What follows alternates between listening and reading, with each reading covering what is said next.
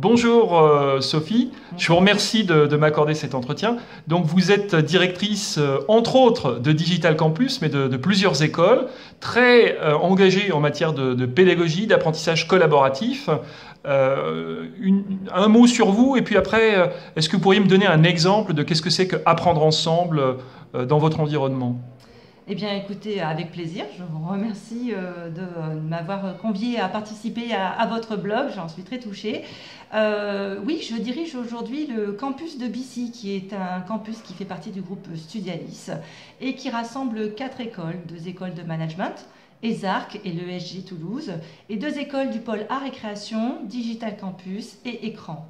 Ces écoles vivent ensemble, travaillent ensemble et collaborent ensemble à des projets axés sur de la pédagogie active. Alors, est-ce que vous pouvez me donner un exemple d'apprentissage collaboratif, de façon d'apprendre ensemble? Vous m'avez parlé d'ateliers, est-ce que vous pouvez m'en dire plus? Comment ça marche? Alors, on a 2 champs d'action innovants principaux dans notre pédagogie aujourd'hui que je voudrais mettre en avant. Celui effectivement de la mixité des écoles et du rapprochement d'écoles dédiées à l'art et au management pour créer une nouvelle approche de la société et ouvrir le champ des possibles en termes de gestion d'entreprise et de relation à l'autre dans le milieu de l'entreprise. Et le deuxième grand champ, c'est l'intégration de l'entreprise dans la pédagogie, dans l'action pédagogique. Et sur ce point en particulier, nous avons développé un projet qui est assez innovant et qui fonctionne très bien. Donc c'est un projet qui a été mis en place au sein de l'école Digital Campus. On sait que les métiers du numérique sont des métiers assez complexes à appréhender dans le sens où ils nécessitent beaucoup de techniques et ils obligent à une intégration de nouvelles solutions, je dirais, en permanence. De fait, l'interaction entre l'école et l'entreprise est absolument indispensable à la bonne formation. Nous avons mis en place donc les mardis à projet. Les mardis à projet partent du principe que les entreprises ont besoin des jeunes, les jeunes ont besoin des entreprises pour progresser.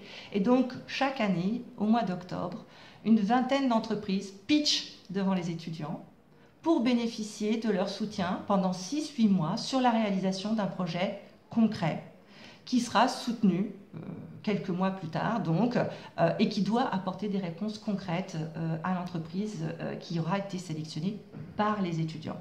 Et cette collaboration, ce travail sur le long terme, cette co-création entre l'étudiant et l'entreprise sont pour nous les piliers de la nouvelle approche pédagogique.